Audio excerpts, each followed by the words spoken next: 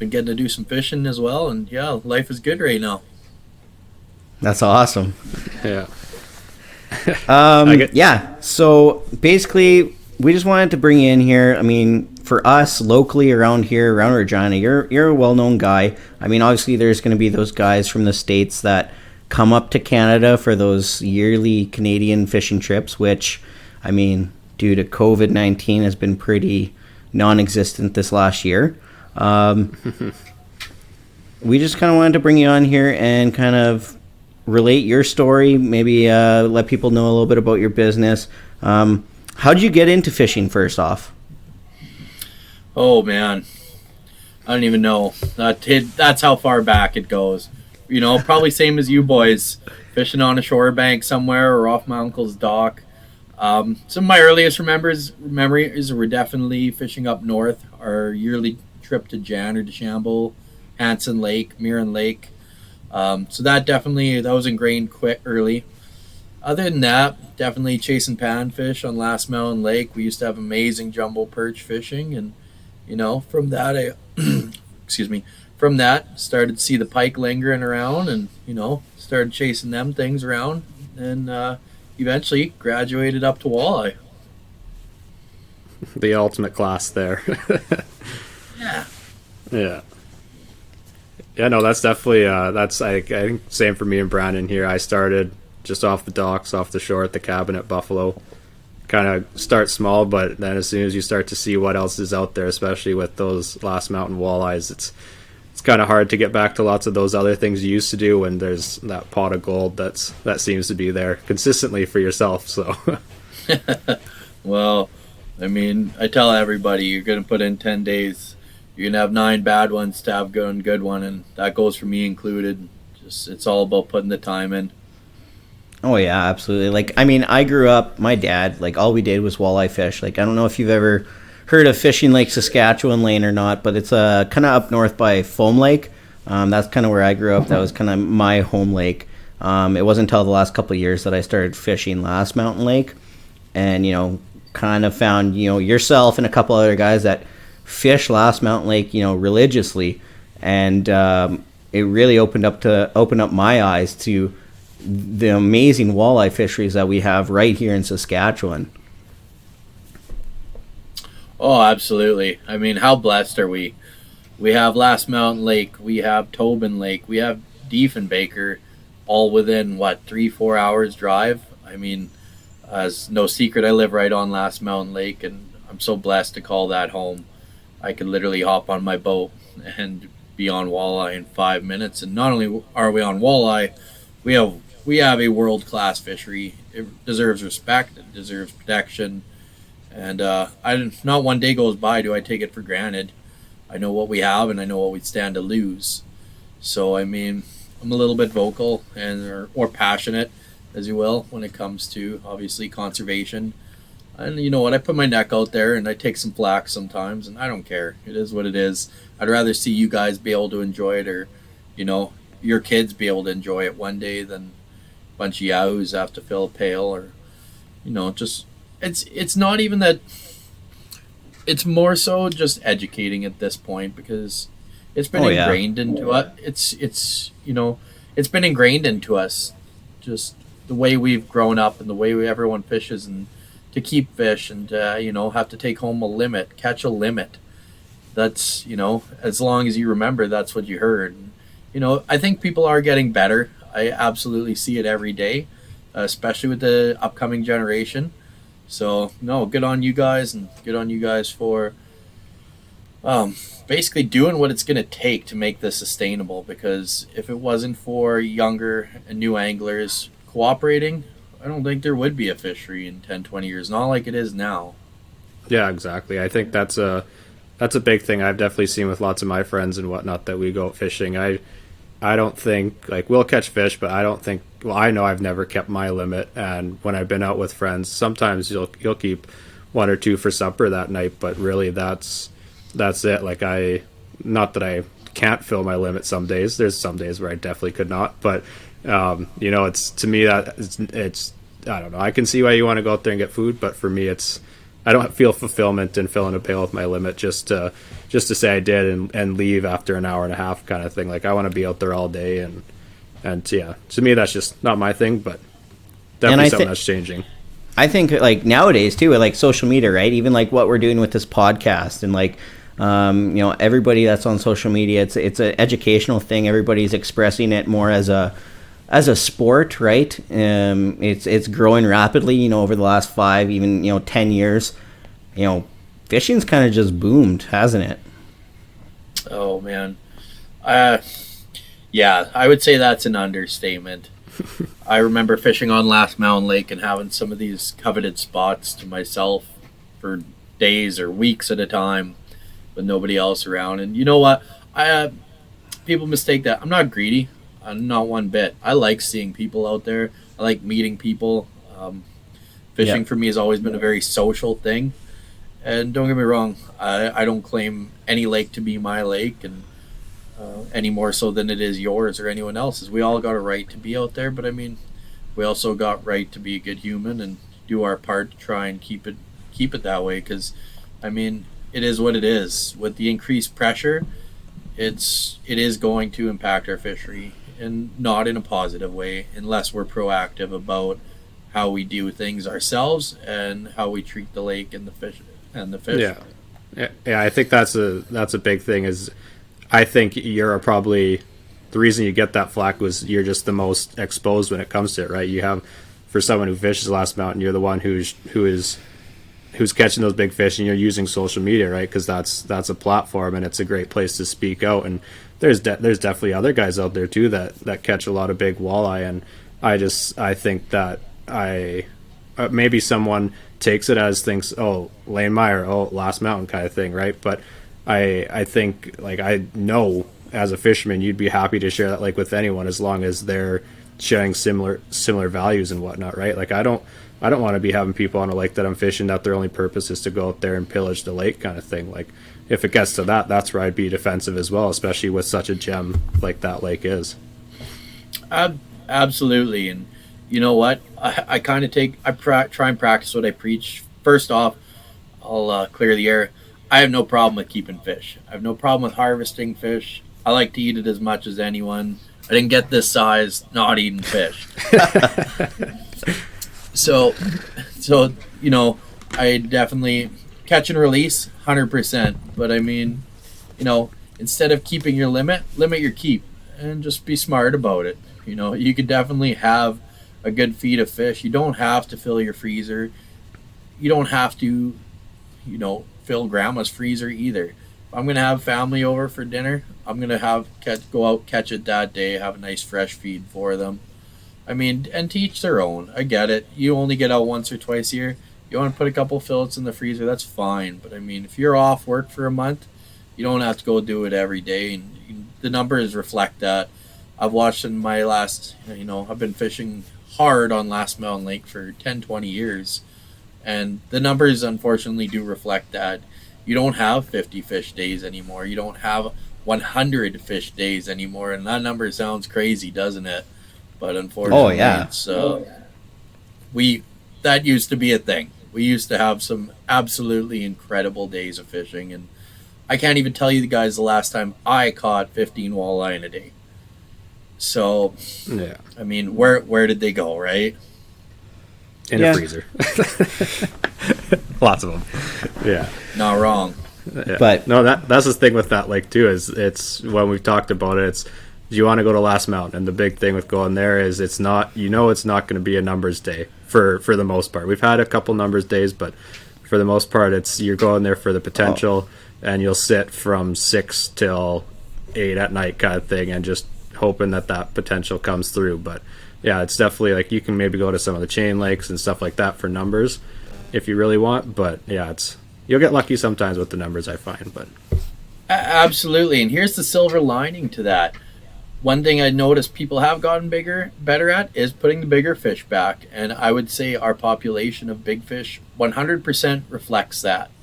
On any given day, I'm not going to guarantee, but on most days, my boat's going to see a big fish. And during June, July, August, September, we're going to see some nice fish. Are we going to see a bunch of 18 to 22 inch fish? I don't know. Maybe not anymore. Not like we used to. But definitely, I see it every day. I'm out there. People are putting back big fish. People are learning to put back big fish. Maybe their handling isn't the best yet. Do you need to tear them a new one for it? Absolutely not. Again, you guys have a podcast. I'm a guide. We all have our platforms, and just use it for education. Not to belittle people, because some people just don't know. Oh yeah, absolutely. Exactly. And that's the thing too, right? It's like a lot of people harp on putting the big fish back, right? Because we want those genes, to be reflected in the fishery in years to come, right? We want our generation, our kids and stuff, to enjoy it just as much as we do now. But just to get away from a little bit of like the harvest and stuff aspect of things, let's jump back. Let's take a step back here, Layne, and talk about a little bit more about you and growing up. And you actually did a lot of tournament fishing, from my understanding. Yeah.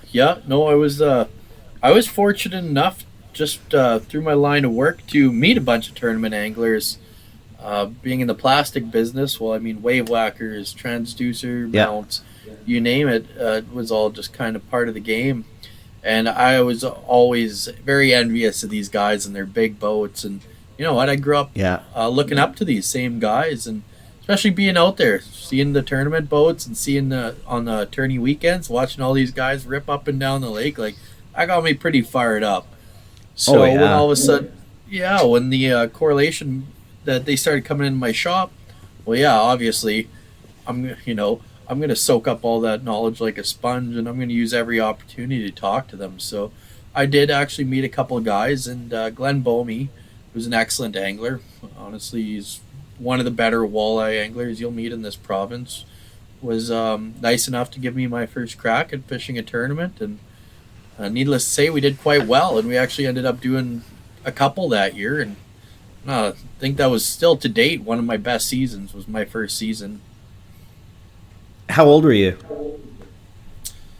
I wasn't as young as some of the other guys. I didn't have family or anything getting into it. Lots of people are born into it, which is awesome.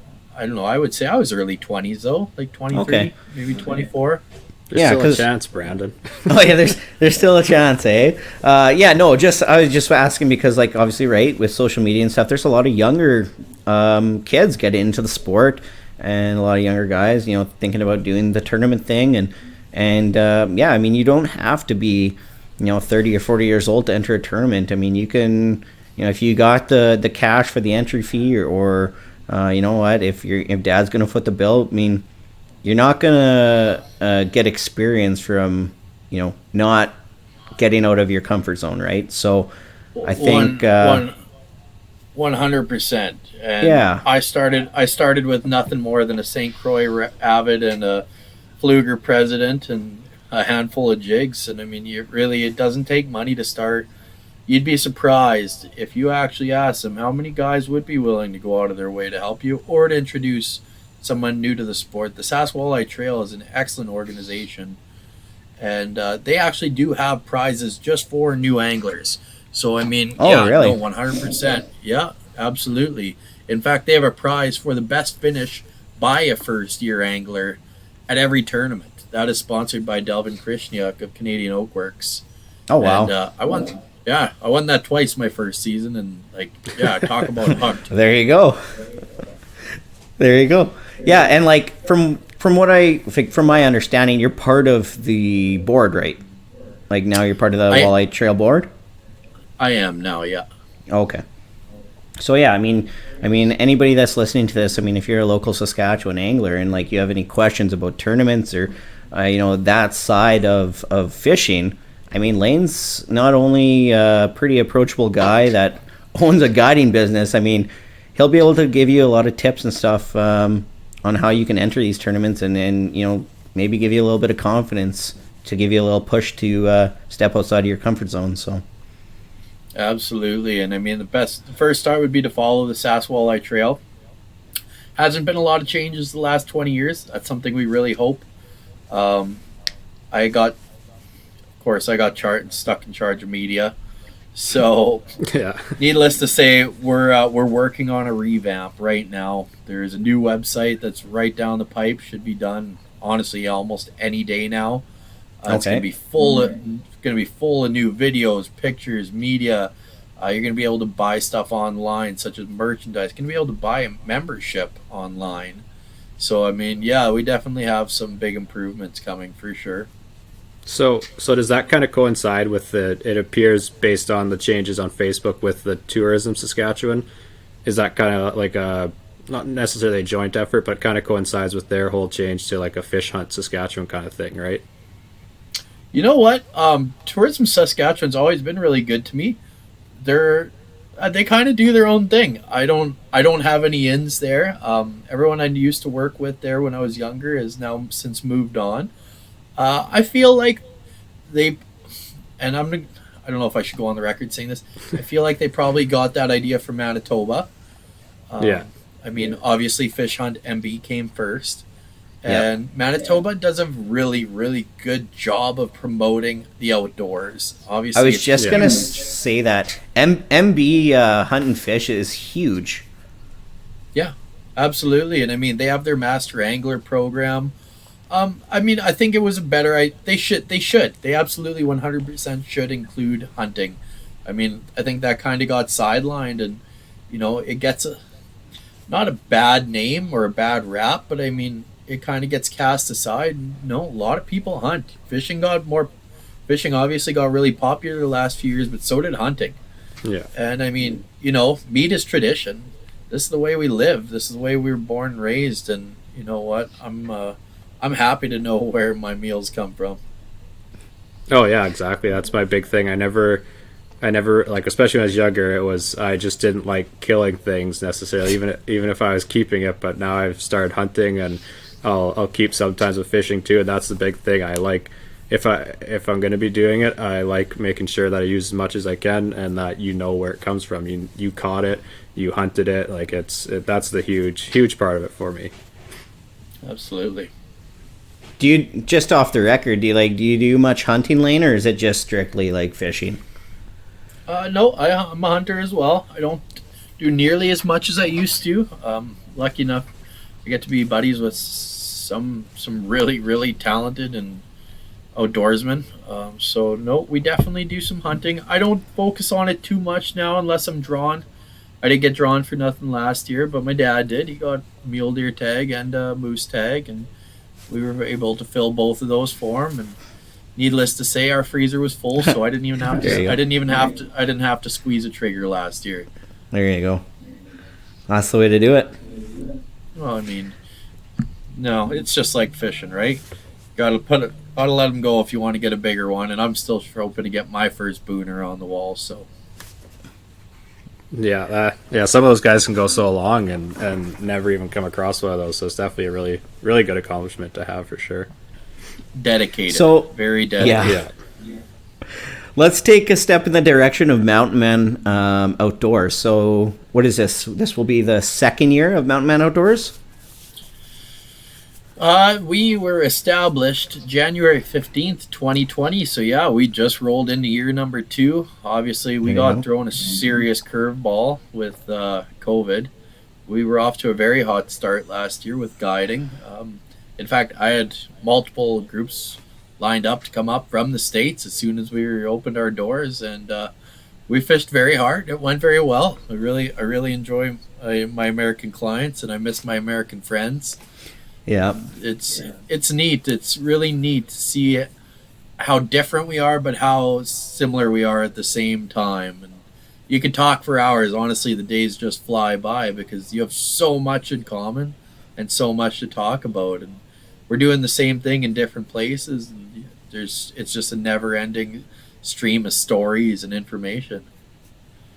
For I sure. think, and like, I mean, I talked to quite a few guys from the States too, and like, you know, with this whole pandemic, you know, COVID-19, it's been a massive impact on pretty well every industry.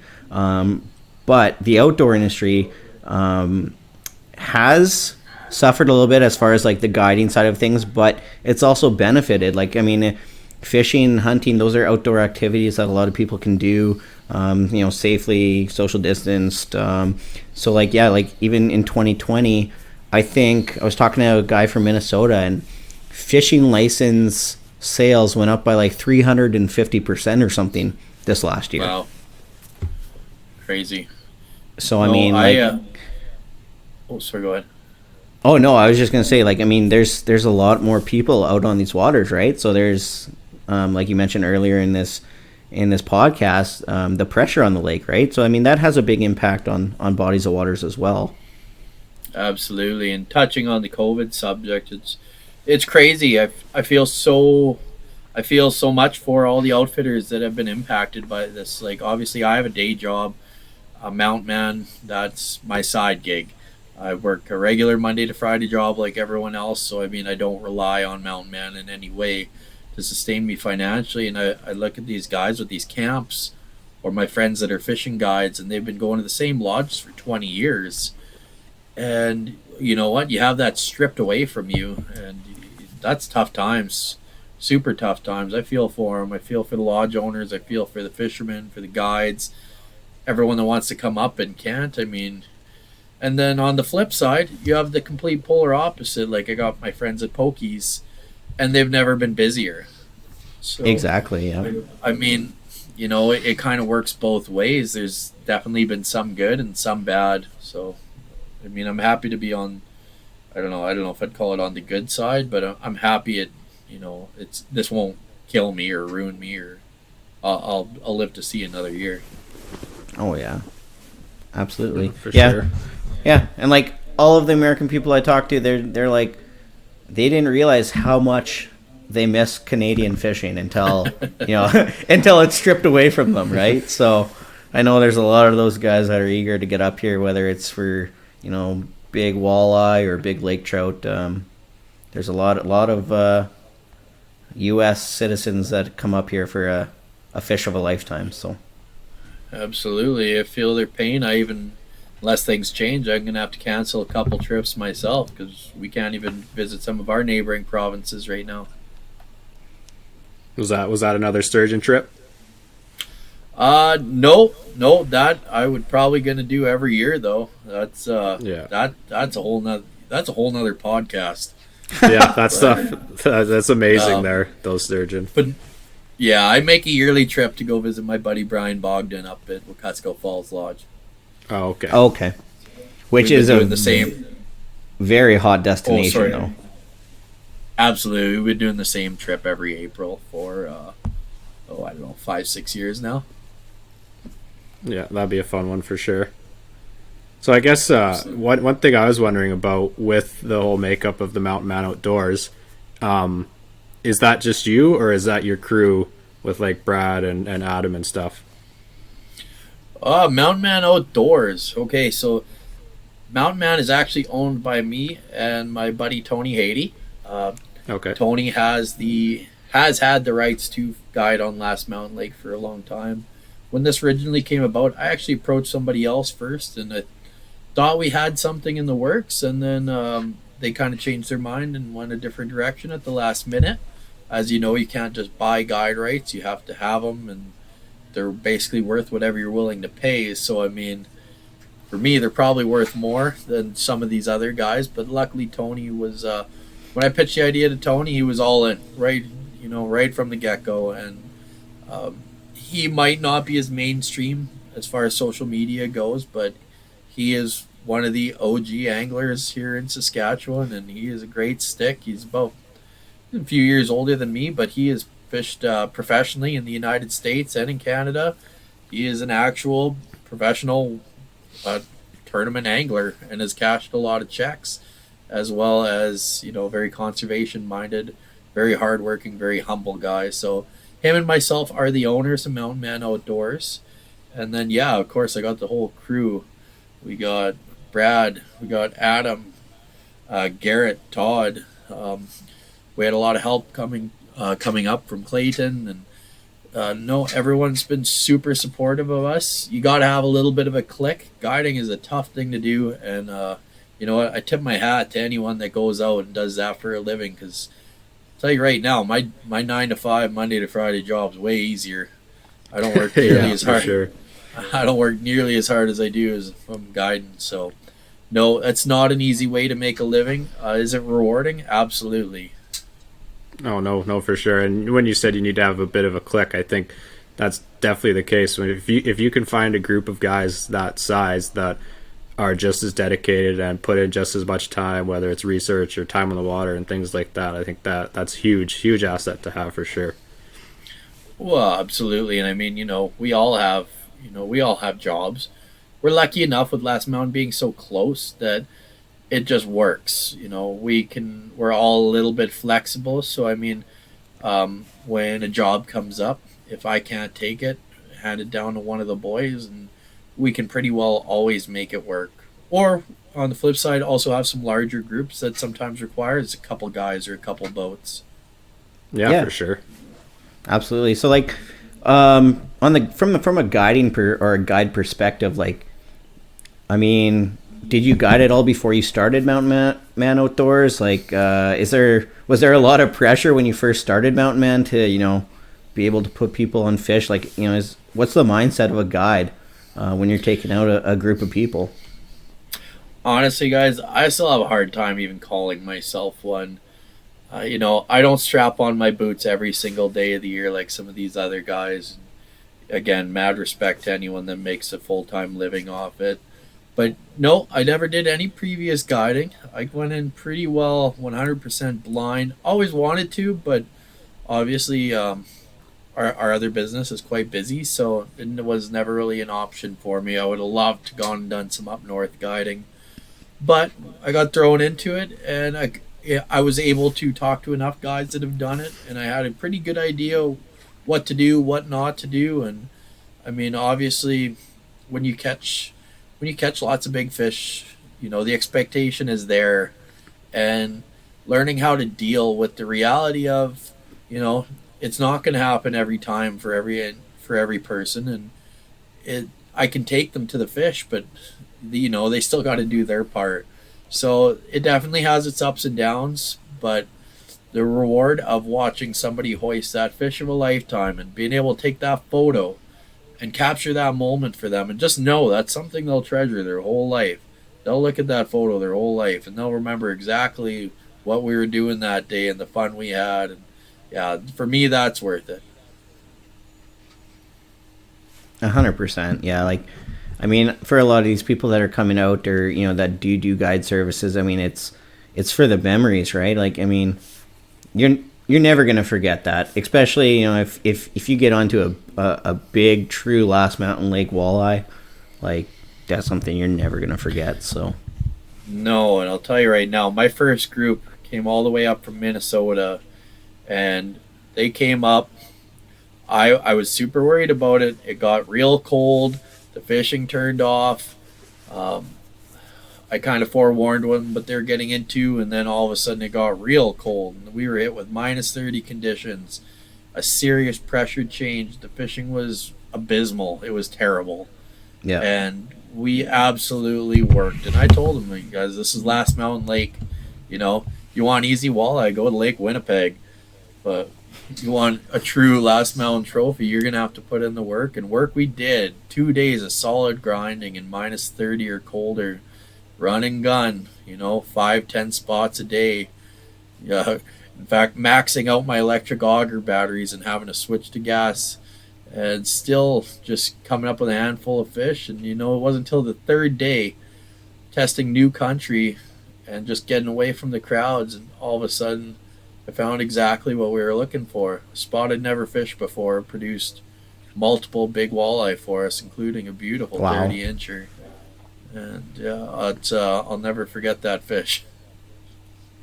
Yeah, for sure. Back when -30 was cold. It feels warm now when it's -30, the way the weather's been the last week or so. -30 would be tropical. Yeah. This is just absolute. Actually, I saw a tweet today from, I forget who it was, something YQR. Regina actually just set a new record for the longest consecutive hours in a row for having a -40 wind chill. It's like 106 hours straight. what a terrible record to have. Yeah, yeah. What a like, place and to live. it was a record from like 1960 or something. So it's like, I mean, we're living history right now. Oh, great. Not the kind of history you want to be part of necessarily, but I know, I couldn't believe it when I saw it, but yeah. So I think that's a lot of the. I mean, we had some questions here too, Layne, from listeners and viewers from our social media platforms. That you shared it to your story. We put out a story the other day saying, hey, if you have any questions for Layne, drop them right here in this question box. So maybe we'll move on to that, and you can maybe see if you have some answers for some of these questions we had for you. Sure, let's go. Can I take the first one, Brandon? Yeah, you take the first one there, Logan. I love this question. It was on Facebook. It's from Layne Maier, I believe. Sorry if I mispronounced that. You know what I'm going for here? I know what one you're going for. He asked, what was it like to cause the great PK Wonder Bread shortage of 2020? Oh, man. Well, I don't even know. That just goes to show how quick news travels among fishermen, and how powerful social media is. There's a better way to say it. How powerful social media is. When that came out, I decided to make that my baby, and it wasn't a joke. They 100% worked very well. But when I told Greg and Gord, I said, this is the color, and I'm gonna make this the color. And yeah, we set out to do it. And that being said, though, I pounded the snot out of some beautiful fish on the Wonder Bread. Not to say the other ones don't work, because truthfully, they all work. They all have their time and their place. But Wonder Bread was a brand new color. Fish aren't stupid. You don't get big by being stupid. I mean, I did, but fish don't. So basically, when something new comes out, it's always worth a try, because you got to think. A walleye living in Last Mountain Lake is how old? It could easily be 20 plus years old. How many times has it swam by, a red dot glow PK or a Rapella jigging wrap? And well, now all of a sudden, something new, something fresh, something it hasn't seen. You might just sway it this time. You might just be able to pull the wool over its eyes and make it lapse long enough to just take advantage of that. Yeah, for sure. I think that's one thing I wanted to mention. We could probably have a whole nother podcast on all those amazing dishes, whether it's smoking things or the restaurants you go to, on the ones you have on your story there. We could probably have a whole nother podcast on that, but we'll stick to fishing on this one. Sounds good. Yeah, no, and I'd be lying too if you didn't persuade me, to give the Wonder Bread a try. And I'll tell you what, my biggest walleye and my biggest pike of the year has been on the Wonder Bread PK rattle spoon. I mean, I wasn't targeting pike when I caught that pike, but nonetheless, the Wonder Bread PK rattle spoon literally put my two biggest fish of the year on the ice. So I'll tell you how that actually really started. So Wonder Bread is and always has been my younger cousin's favorite color, and when that came out, I told him, I said, I'm gonna blow this up. He said, no, don't. I said, just you watch. It's gonna be everyone's favorite color. And sorry, Lyndon, not Layne Maier, my cousin Lyndon, and yeah. Is that Lyndon Smith? Lyndon Smith, yeah. So sorry, that's buddy, too funny. The world knows now. Oh yeah, that's too funny. I know Lyndon too, so that's a good story. I like that one. He's a good dude. Oh yeah, and he puts big fish down in Fort Capel on the ice there too. Puts big everything down. He can fish and hunt. He's the whole package. He is Saskatchewan. He is Saskatchewan. Absolutely. All right, let's move on to our next question here. From Jeff Eberts. We all have Eberts. Jeff Eberts. Okay. We all have a go-to fallback method for open water walleye. What is yours? Fallback method? Yeah, so a plan B. Plan B for me, plan A would pretty well always be, as long as, the time of year permitting, so the water's warm enough. I just love ripping. I love ripping and pumping spoons and jigging wraps, shiver minnows, anything like that. So that would always be plan A for me. Plan B is probably coming out because they're not digging that day. Maybe something happened, weather, or something's got them turned off. So I'm going to go probably as subtle and natural as possible. For me, a plan B, probably always going to be the Lindy rig. I mean, it's tested and true. It just works. Natural is good. You want to fool a fish. I mean, float a jumbo leech down there. That's basically like floating a Mars bar for him. Yeah. How do you say no? Yeah. Yeah. The good old Lindy rig, like, I mean, you really can't go wrong. I mean, if the fish are finicky, that's definitely a tactic that if you haven't tried Lindy rigging, it's definitely something to look into and do some research on. So, Layne, 100%. Or I guess Logan, do you want to ask the next one here? Well, I might be able to answer these. There's a couple of them. Might be a bit forward with me answering it, but there's a couple of them saying how deep are the walleye, and my answer to that kind of is if it's 30 feet or deeper, why are you worried about it? Kind of thing. I don't know if that's a bit too forward, but if you want to talk about ethical angling and whatnot, then if they're deeper than 30 feet, you shouldn't be concerned about that because you shouldn't be out there anyways. If you're fishing for them, but did you want to add anything to that, Layne? No, I agree. I agree. And if you went to other places, 20 feet could be too deep for walleye. Yeah. So, I mean, Saskatchewan, I'm not going to say we're bad for it. I mean, we're all guilty. And it's not so much that we're bad for it, it's just what our lakes offer us. We have these deep reservoirs where the fish can push deep, and they do push deep. And, I mean, it's unfortunate for them because they like to hang out at those depths. Well, I mean, it doesn't serve them so well when they have to come up from those depths. So fish really like being adjacent to that deep water, and I catch all my biggest fish adjacent to deep water. And I mean, you know what? You could do everything right. You could be in 15 or 20 feet of water, but if you're on a sharp break line or a point, there's nothing saying that fish didn't just roll up from 50 or 60 feet deep. So I mean, all you can do is all you can do.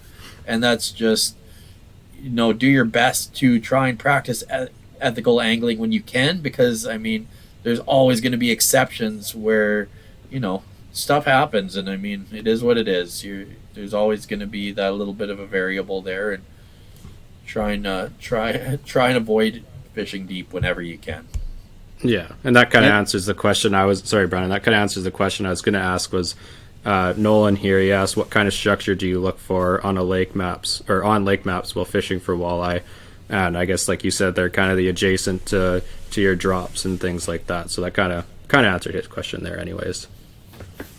Yeah, no, absolutely. Definitely, I like structure, rocks, anything adjacent to some deeper water. Or, on the flip side, I don't always fish deep water. I love getting on a shallow water bite if I can. The fish fight better, and chances are if they're coming in shallow, they're coming in to feed.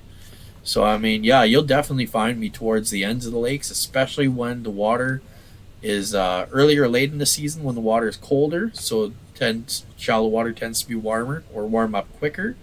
And, you'll find me wherever the fish are. So, basically, I'm doing whatever they're doing. Yeah, for sure. And then, so we're just going to go with one more here, and this is kind of relevant to like this last kind of week, 2 weeks here with this really, really cold weather. Since we're heading into a cold snap, what do fish or walleye specifically do during that cold snap? And that's from Braden Starr. What do? They frustrate the heck out of me. Yeah. It's without a doubt the toughest time of year right now. Add all that extra pressure into the mix, and it just got that much harder. Truthfully, I'm on a really, really crummy streak of fishing here lately. And lately it's been so cold I haven't even been out to try and redeem myself. But as far as midwinter walleye goes, without trying to push to the depths, because that's what lots of people are going to try and do, Now you're going to start catching guys out fishing where they shouldn't be. Try shallow. Try shallow. Try off the grid and away from people. Get away from the pounded out areas. And then if you do start finding fish, marking fish in these new areas, downsize. Because lots of times it's just, they're not, either they're looking for a really big meal or they're looking for an easy meal. And chances are you can't provide them the really big meal they're looking for, like a Cisco. So make it easy for them. Basically give them a little snack, a little treat. I definitely had good luck midwinter downsizing all my presentations. And if that's still a tough go, change it up completely. And if you've been rocking spoons, try and go horizontal. Run a T-tot, run a rattle bait. Just switch it up, because you'd be surprised sometimes what the little difference it takes to just, make a big impact and get them biting again. Yeah, for sure. I think that's a big thing too, right? People have their confident baits, they have their certain spots, and they fish a lot of memories, right? So it's like we talked about earlier, just getting out of your comfort zone and trying new things, and eventually you will be successful, right? Just gotta try. You can't catch them from the couch. Yeah, exactly. Yeah. Did you just ask one, Brandon? Mike? Nope. I think you just glitched out there. Oh yeah, I just asked one. Sorry. Yeah, so it's on you now. Okay. Well, we're closing in on the hour here, anyways. With Layne saying he had an hour for the computer, anyways. So maybe this might be a good one for the last one. Got how long? You got 15 minutes.